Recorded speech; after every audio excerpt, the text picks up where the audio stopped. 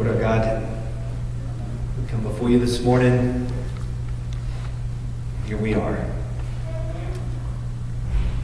Wherever we are on this day in our faith, we ask you to meet us, help us to know you, be strengthened by you, be guided by you, that we may live this life well and blessed. Amen. Please be seated. As soon as I start up, he starts up. That's fine. It's absolutely fine. Well, good morning again. Good morning. Prince Oblonsky woke one morning, not in his wife's bed, but on the leather sofa in the study. He turned over his stout body back and forth, princely body, well-groomed, and wished he could just bury his face into that springy sofa and sleep the rest of the day. Then all at once he sits up, his eyes wide open. He's remembering a dream he had last night. It was a fancy affair, maybe at Darmstadt, maybe in America. There was a dinner, there were women, there were singing, El Mia Tesoro, or something nicer, and there were glass tables and wine. Did he mention the women? Many women. And as he sits there, he begins to remember that he is not in his wife's bed. He is on the sofa in the study. And then, like a flood, the memories of the conversations the night before comes. She knows that he has been in an affair. The memory of every word spoken floods back to him as he sits in his Morocco slippers, which were themselves a present from his wife, and his face hits into his hands, and he sits. What to do? What to do in this mess of my life? This is an excerpt from Tolstoy's Anna Karenina. It's a powerful one. I sort of butchered it a little bit here or there. But I understand that the topic of infidelity is a very hurtful one, so let me level the playing field. For the question of what must be done, this question that Oblonsky faced today, this is not just for him. This is for each and every one of us today and every day. Whether you are in a hell when you wake up, created by your own decisions, we've been there, or whether or not you're in a bad spot because of other people's decisions or because of the harshness of life. Some of us are there now. Or maybe you're not suffering at all. Maybe it's a good day. Maybe you're on top of the world. But nevertheless, the question stands. The universal question, what is to be done now? The question remains relevant and beckons our answering with all of our being. What are we to do? Frederick Buechner, one of the authors I very much like, I'll probably quote him over the years, he once said that each morning we should view each day that we awake in reflection of the opening line of Genesis. In the beginning, darkness was upon the face of the deep, and God said, "Let there be light." And there was light. Buechner said that while we were in that strange state we call sleep, it is a strange state where we exist, but we're not quite present. In that state of sleep, the darkness of chaos laps at our face like a tide. And then out of the chaos and darkness of sleep, God speaks each morning, "Let there be Barbara. Let there be Ron. Let there be Ben. Let there be you." And you awake. And then each day you are like Adam on that morning of creation. And now you must begin naming things, ordering things, prioritizing things. What must be done now? That question we all face, how we answer that question, and the decisions we make every day, how we answer that question is truly how we answer the question of our gospel reading today, the one that Jesus puts to us, is it not? The one where Jesus says, "Who do you say that I am?" He says, "Who or what is your God?" Peter, of course, provides us with a wonderful answer. We'll get to it in a minute, but he responds verbally. Verbally. But for us, the call that God has on you and me is to not answer this merely with our lips, but in our lives. It is that sort of question. It is the kind of question that takes a formation of a person. Not to answer it with our lips, but with our lives. And Jesus says this 1,000 different ways, and I was tempted to show you and list them all out. But you know what I'm talking about. God desires you to answer, who do you say I am? Not with words, but with each decision you make. For that is what forms us as a people. That is the way that He blesses us in our day-to-day living. The question of who do you say that I am is the question we answer throughout each of our days. And the decisions we make in front of others, and especially perhaps when no one else is looking. A couple of years ago, I was studying the same text. I think it was to preach, because these things happen on 3-year cycles. And I took a break and I went to a friend of mine's house, Warren Jerem's actually. He's the man who cooked breakfast for us this morning. And I went to Warren's house, and there on his kitchen table there was a mound of puzzle pieces. And I noticed it, and I was interested, and Warren seemed to notice my interest, and he invited me to sit down. And I sat before them, and there were just a few pieces put together. And I thought, what the heck, I have 10 minutes, I'm going to see what I can do. But there was no box for the puzzle.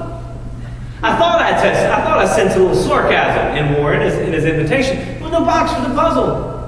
And I sat there in front of these 1,000 pieces, and I knew that there was no way in the world that I could make the decisions of putting the right piece with the right piece and somehow form anything that was worth my time, anything good to look at, or beauty at all. I did not have a clear idea of what was on the front of the box. This is our situation, is it not? We find ourselves each and every morning with so many choices, so many options. How can we possibly put our lives together in a way that creates something of beauty and of meaning? If we do not know what is on the front of our puzzle boxes, if we do not put it before us and gaze at it each and every day. That is why God puts this question before us today. And you know this is not a question He beckons us to answer once every 3 years as the lectionary cycle goes, but is one of those questions He beckons us to answer each and every day of our lives. What will you do now? Your answer to that question matters for our whole lives. In Peter's response, it was a short one that he gave in this gospel, but it was a rich one. Peter says, you are the Son of the living God.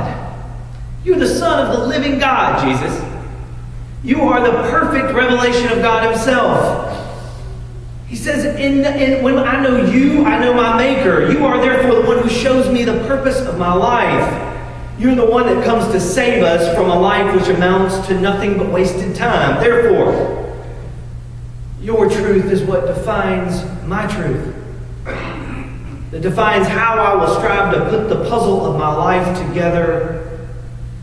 This is what Peter says when he says, you are the Messiah. He says, I will live based on your teachings, and I will die based on your teachings. I will face whatever must be done in the upcoming moments, striving to face them as you would have me. For anything else, it's just a foolish waste of time. He says, Jesus, you are who is on the cover of our puzzle boxes.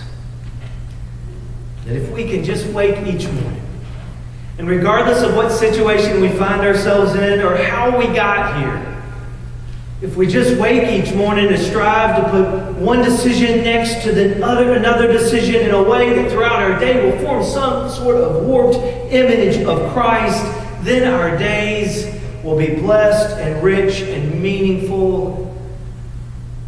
This is our calling fundamentally as Christians. And this is the promise of our God. But the truth is that the picture that Jesus offers us is not a very pretty picture. It's not a very flattering one, I don't think. It's not one we're naturally drawn to. This is one, the picture Jesus offers us is a life that requires humility and sacrifice, of quiet suffering, of giving without recognition, and of course of this thing, vulnerable love. But on the other hand, there's another picture offered to us, and call it whatever you will. Say it's by society or the world or whatever, but you know it's there, and it looks much better. In this picture, we replace humility and vulnerability with power and control. And Lord, I like that. It substitutes efficiency and success for the difficult compassion and sacrifice. This is a beautiful vision of a person, at least on the outside. And the second image says that if you look pretty like this on the outside, if you look like this physically and mentally and financially, then you will be as you ought, and then you will be good enough. And boy, does that sound so good. But it is a lie. Thinking that cleaning the outside of the cup fixes the inside of our problems, that changing our zip codes or last names changes the source of our pain. Just ask Oblonsky. On the inside, we remain broken. God's image, the one of Jesus, does not give in to the lie of appearances. Instead, He shows us a vision of ourselves, of our life, of living into an image. And living into that image, we'll find the true healing that each and every one of us need. And that's what it's all about. There's only one God.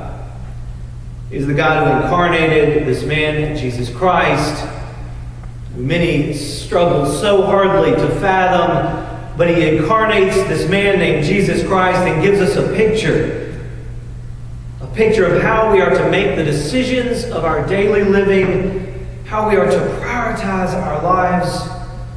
It is by reading and reflecting upon His scriptures, His teachings daily, and shaping our lives around that image, by saying that Jesus is God, and by making the decisions of our lives that pronounce that we find the healing for our souls, the healing we long for, the healing our loving God desires for us, that we fill that God-shaped hole within us that only He can fill. This is our calling as God's beloved children, because He loves us. And it's helpful to remember, I think, one more thing about our reading. That the very next word, Peter says this great acclamation. He gets it right. We all have days when we get it right. Peter gets it right. Yay, Peter. And he gets a great acclamation. But the very next words out of his mouth in the Bible, the very next time he speaks, Jesus turns to him and says, "Get behind me, Satan." It's so thick-headed.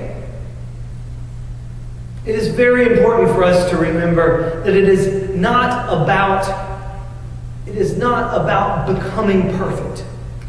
That we must not judge ourselves based on our progress of becoming Jesus. But we must remember to focus instead on our commitment to following Jesus. Not on our progress, but on our commitment. By focusing on progress to become like Jesus, it turns us into self-righteous prigs. But focusing on our commitment turns us into people of character and strength. It does not turn us into prigs, but into disciples of a living God. So the question remains. And the call to answer it. Jesus is my God. Amen.